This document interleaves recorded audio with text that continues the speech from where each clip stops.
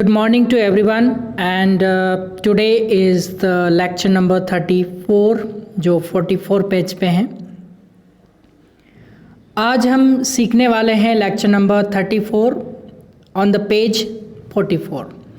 तो आपको क्या करना है, 44 नंबर वाला पेज ओपन करना है। पुराने लेक्चर के बारे में हम डिस्कस करेंगे। पहले लेक्चर नंबर 30 और 31 में आपको 32 तक जो पेज नंबर 42 था उसमें प्रैक्टिस कैसे करनी है सब्जेक्ट वर्ब ऑब्जेक्ट या कॉम्प्लीमेंट वाले सेंटेंस की। उसके बाद 43 नंबर पेज पे आइए आप, उसमें सब्जेक्ट को गायब करना है और वर्ब से सेंटेंस को स्टार्ट करना है और उसमें भी वही प्रैक्टिस सेम उसी तरीके से करनी है जो आपके 42 नंबर पेज पे बताया। उसी तरह से प्रैक्टिस आपको 43 पेज की भी करनी है। बस फ़र्क इतना है इसमें कि इसमें सब्जेक्ट नहीं होगा, तो ये हॉप के लिए, ऑर्डर के लिए, रिक्वेस्ट के लिए, इंस्ट्रक्शन देने के लिए, इनके लिए यूज़ किया जाता है। तो आज जो है लेक्चर नंबर 34, उसमें क्या है, लेक्चर नंबर 34 के अंदर आपका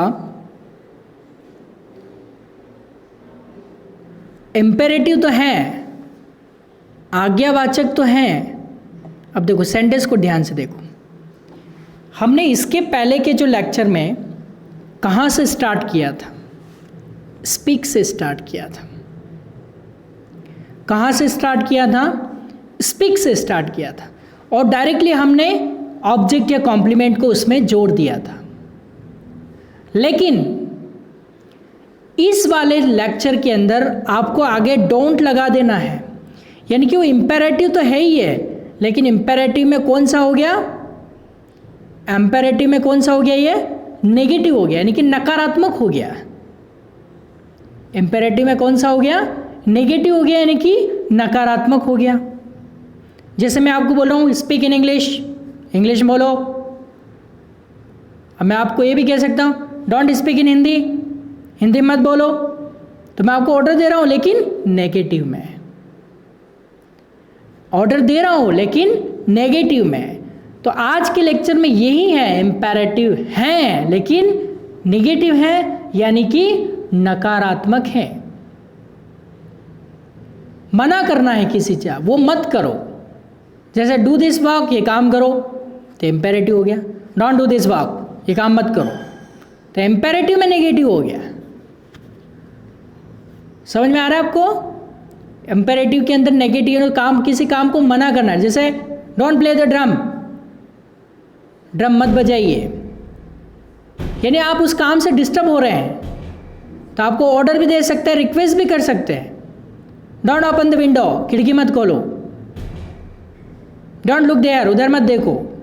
अगर मैं लुक देयर, उधर देखो, तो ये इम्पेरेटिव हो गया। डोंट लुक देयर, उधर मत देखो, तो मैं उसको गुस्से से मना कर रहा हूँ। Don't stand up from your chairs, अपनी कुर्सी से मत खड़े हो, स्टैंड अप, खड़े हो जाओ। डोंट सिट डाउन, बैठो मत। तो एक में इम्पेरेटिव है, एक में नेगेटिव इम्पेरेटिव है। क्लियर? तो आज इस लेक्चर में क्या है, नेगेटिव है पर है इम्पेरेटिव ही है। हम आशा के लिए यूज़ कर रहे हैं, हुकुम के लिए, निवेदन के लिए, ताकीद के लिए और सूचना के लिए। यानी कि हम किस किस के लिए यूज़ कर रहे हैं, हॉप, ऑर्डर, रिक्वेस्ट, इंस्ट्रक्शन, लेकिन नेगेटिव। वो काम नहीं करना है, वो काम मना करना है उसके लिए। तो देखो क्या लिखा है इसमें, नकारात्मक आज्ञावाचक वाक्य, इसको कह सकते हैं नेगेटिव इम्पेरेटिव सेंटेंस। क्या कह सकते हैं, नेगेटिव इम्पेरेटिव, नेगेटिव नहीं होता है, निगेटिव, निगेटिव इम्पेरेटिव सेंटेंस, नकारात्मक आज्ञावाचक वाक्य। फिर से, नेगेटिव इम्पेरेटिव सेंटेंसेस, नकारात्मक आज्ञावाचक वाक्य। क्लियर? ओके। तो ये क्या होते हैं, ये देखिए, नकारात्मक आज्ञावाचक वाक्य ऐसे वाक्यों की शुरुआत में डोंट के बाद वर्ब की फर्स्ट फॉर्म आती है, यानी क्रियापद का पहला रूप आता है। डोंट ले लेंगे, डोंट लेने के बाद वर्ब की फर्स्ट फॉर्म लेके और उसमें ऑब्जेक्ट या कॉम्प्लीमेंट जोड़ देंगे, तो वो नेगेटिव इंपेरेटिव सेंटेंस हो जाएगा। कौन सा सेंटेंस हो जाएगा? नेगेटिव इंपेरेटिव सेंटेंस हो जाएगा। क्लियर? ओके। और ऐसे में वही आपको वही चीज बताइए, एक तो आशा के लिए, होप के लिए, और क्या है, विनती के लिए, रिक्वेस्ट के लिए, हुक्म के लिए यानी कि ऑर्डर के लिए, ताकीद के लिए, ये ऑर्डर ही होता है। सूचना, ये इसको इंस्ट्रक्शन में भी ले सकते हैं, ताकीद को सूचना या ऑर्डर दोनों के अंदर ये यूज होता है। और सूचना के लिए, ये उर्दू शब्द है, और सूचना के लिए भी हम इसको यूज कर सकते हैं कि इंफॉर्मेशन के लिए भी हम इसको यूज कर सकते हैं। ऐसे वाक्य में सब्जेक्ट नहीं होता है। ऐसे वाक्य की विशेषता क्या है कि I we you they he she it Ram Shyam, ऐसे सब्जेक्ट नहीं होगा। और कहाँ से शुरू होंगे? डोंट से, और डोंट के बाद क्या होगा? वर्ब की फर्स्ट फॉर्म होगी। ये इसकी पहचान है। एक तो सब्जेक्ट नहीं है, एक तो सब्जेक्ट नहीं है। स्टार्टिंग कहाँ से हो रही है? डोंट से हो रही है। और डोंट के बाद वर्ब की कौन सी फॉर्म है? फर्स्ट फॉर्म है। ये इसकी पहचान आप याद रख लेना। तो ऐसे नेगेटिव इंपेरेटिव सेंटेंस होते हैं। और इसमें यू, सामने वाले को बोल रहे थे, इसमें भी यू जो है सब्जेक्ट इंक्लूड है, ऐसा ही मानना है। डोंट स्टैंड अप, खड़े मत होइए। इसका मतलब मैं किसको बोल रहा हूँ? आप मेरे सामने हो तो तभी तो मैं आपको बोल रहा हूँ। आप मेरे सामने हो तभी मैं आपसे बात कर रहा हूँ। तो डोंट स्पीक टू मच, ज़्यादा मत बोलो। इस तरह से कुछ भी हम इम्पेरेटिव में नेगेटिव सेंटेंस को हम यूज़ कर सकते हैं। क्लियर? ओके। लेकिन इसमें यू क्या है? सब्जेक्ट इंक्लूड मानेंगे, इसमें शामिल मानेंगे। अब जो ये निम्न है स्ट्रक्चर मेथड, यानी कि वर्ब और ऑब्जेक्ट, डोंट के साथ वर्ब और ऑब्जेक्ट की संरचनात्मक तरीका यानी कि स्ट्रक्चर मेथड पढ़ना है। डोंट स्पीक के बाद अलग अलग प्रकार के ऑब्जेक्ट तथा कॉम्प्लीमेंट वर्ड्स को जोर जोर से पढ़िए। जोर जोर से पढ़ना है। मेरा आपको श्राप है, जब आप मन में पढ़ोगे तो आपको अंग्रेजी कभी नहीं सीख पाओगे, क्योंकि आप बोलने का कोर्स कर रहे हैं, सुनने का कोर्स नहीं कर रहे हैं, आप बोलने का कोर्स कर रहे हैं। और बोलने से ही बोलना आता है। Speaking comes by speaking. गलती हो तो होने दीजिए, गलतियां कौन नहीं करता, और बिना गलती किए कौन सीख पाया है? If one who makes no mistake usually does not make anything. जो इंसान कभी गलती नहीं करता वो कभी सीख नहीं पाता। गलती करो, गलती करके उसको रिपीट मत करो। कुछ नई गलती करो, कुछ नया सीखो। स्ट्रक्चर मेथड जो है इसको पढ़ना है। और डोंट स्पीक के बाद आपको क्या करना है? अलग अलग कॉम्प्लीमेंट। और आपको बताइए, you can speak concept 2020 with एरोडाइट school of learning की हर एक लेक्चर को आपको अटेंड करना है। और बातचीत में ये रचनाएं जो है, ये स्ट्रक्चर हैं, ये बहुत यूज़फुल होगी, उपयुक्त होगी। चलो, अब आपको ध्यान क्या रखना है? डोंट स्पीक यानी कि मत बोलो। उसमें भी आपको वही स्ट्रक्चर बनाना है। कैसे? यहाँ पे 4 लैंग्वेज ले रखी है, यानी कि आपको कम से कम 50 लैंग्वेजेस लेनी है। 50 लैंग्वेजेस कहाँ से उठानी है? नहीं मिल रही तो how many types of languages in the world, तो वो सारी लैंग्वेजेस के नाम आ जाएंगे। वो आप डोंट स्पीक करके बोलो। डोंट स्पीक इंग्लिश मत बोलो। डोंट स्पीक राजस्थानी मत बोलो। डोंट स्पीक हिंदी मत बोलो। डोंट स्पीक मराठी मत बोलो।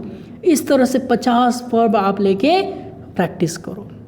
उसके बाद अगली स्टेप में 50 नाम लेना है। डोंट स्पीक विद राम से मत बोलो। डोंट स्पीक विद शाहरुख से मत बोलो। डोंट स्पीक विद सलमान से मत बोलो। Don't speak with Virat Kohli से मत बोलो। डोंट स्पीक विद दया से मत बोलो। डोंट स्पीक विद जेठालाल से मत बोलो। Don't speak with Ramu, Ramu से मत बोलो। इस तरह से आपको क्या करना है, 50 नेम लेके, नेम नहीं मिलते तो कहाँ से उठाना, आपको पहले भी बताना है, पहले भी बताया, फिर बता रहा हूँ कि एक तो आपके क्लासमेट्स, आपके क्लासरूम के अंदर कम से कम 40 to 50 स्टूडेंट्स होते हैं, ओके। फिर आप फैमिली मेम्बर की नेम ले लीजिए, रिलेटिव्स की नेम ले लीजिए। फिर भी अगर नेम नहीं मिलते तो क्रिकेट में चले जाइए, क्रिकेट में नहीं मिलते तो आपको नहीं पता हो तो WWE में चले जाइए, WWE वाले से नाम उठाइए, वहाँ से नहीं मिलते हैं तो आप बॉलीवुड में चले जाइए, बॉलीवुड में नहीं मिलते हैं तो टॉलीवुड में चले जाइए, टॉलीवुड में नहीं मिलते हैं तो आप हॉलीवुड में चले जाइए, हॉलीवुड में अगर नेम नहीं मिलते तो पॉलिटिक्स में आ जाइए, पॉलिटिक्स में नहीं मिलते तो अपने यहाँ वर्क काम करते हैं वहाँ से नाम उठा लीजिए, नहीं तो आसपास जो लोग दिख रहे हैं उनके नाम लेना शुरू कर दीजिए। कैसे भी करके आपको 50 नेम्स उठाने हैं कहीं से भी, ओके। आपके सारे टीचर्स के नाम ले लीजिए स्कूल में, ओके, उनकी नेम ले सकते हैं, कहीं से भी आपको नेम उठाना है। तो कम से कम आपको कितने नेम्स उठाने हैं, 50। बार बार ये लेक्चर रिपीट हो रहा है, तीनों में रिपीट हुआ है, तो आपको यही करना है, क्लियर। नेक्स्ट, अब 50 तो यहाँ लैंग्वेज ले लिया आपने, 50 नेम ले लिए, तो ये कितने सेंटेंस हो गए टोटल, 100 सेंटेंस हो गए। अब आपको आगे क्या करना है, विथ चल ही रहा है, इनमें वो 15 सब्जेक्ट ऐड करने हैं, सॉरी यहाँ से नहीं, माय फादर से लेकर और राम्स फादर तक आपको सबके 15 सेंटेंस बनाने हैं। 1 2 3 4 5 6 7, तो 15 × 7, इतने सारे सेंटेंस, करीबन 100 तो होंगे, 100 नहीं थोड़े कम होंगे, तो भी 100 बढ़ा के उसको 100 कर दीजिए, और ज़्यादा हो तो कोई दिक्कत ही नहीं है, क्लियर। तो इस तरह से 100 अबव तो इसी में हो गए, 105 इसी के बन रहे हैं।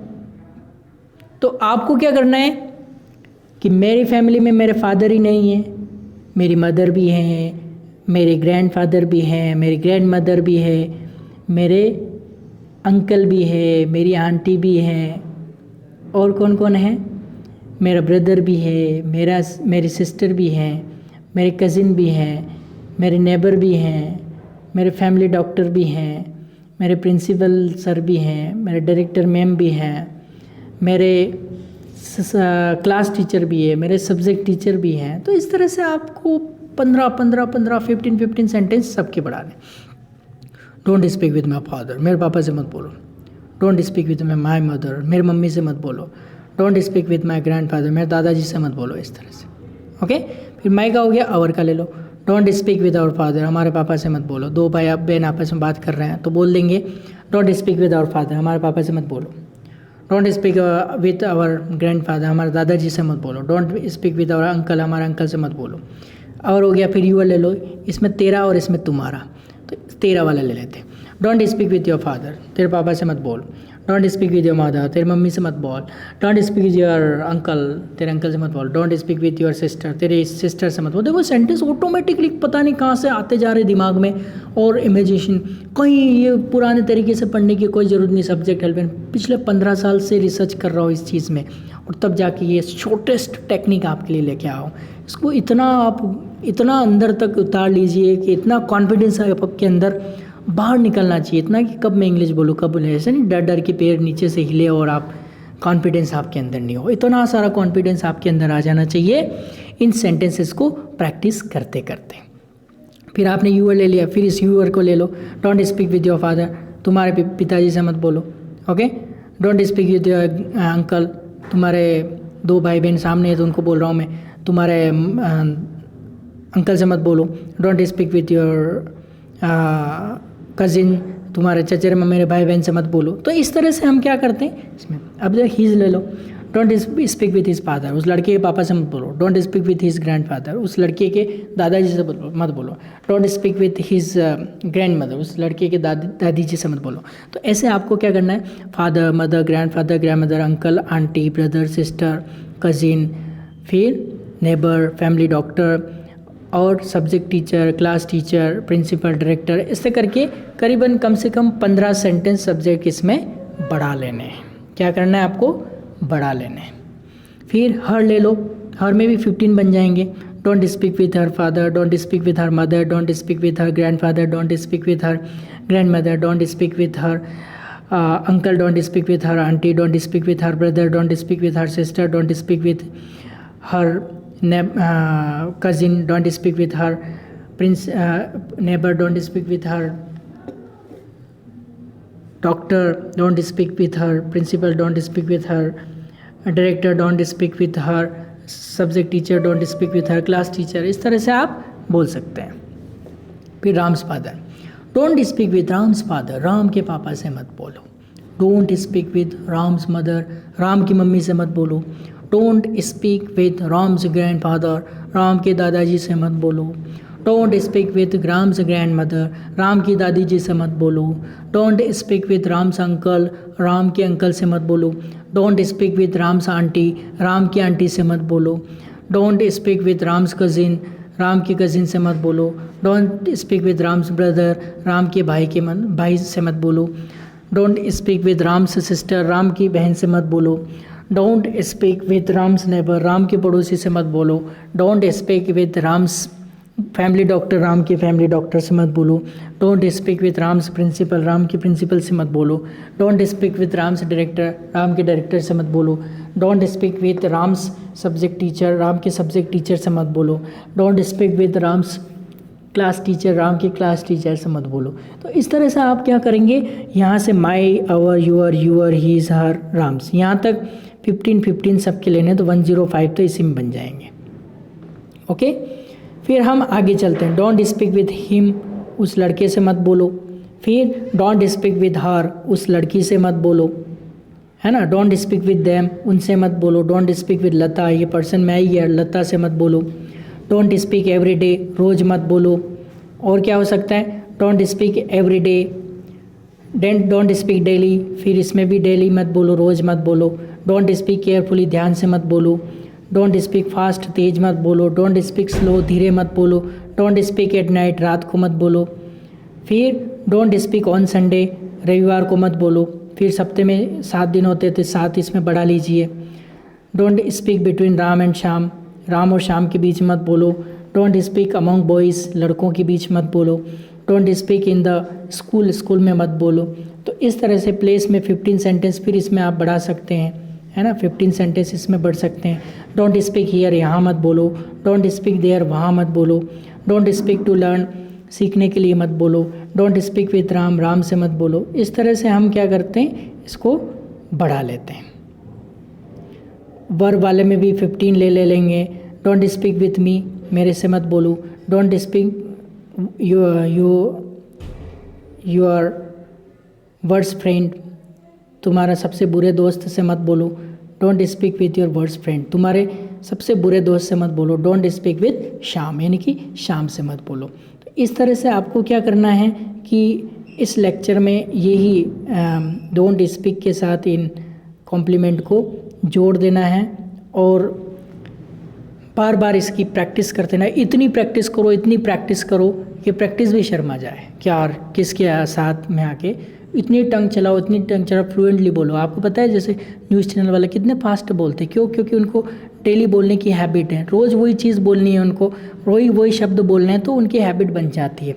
और हैबिट बनने से ऑटोमेटिकली जो स्पीड होती है वो बढ़ने लगती है। तो आपको यही करना है कि बार बार बोलना है, आपको बोलना है।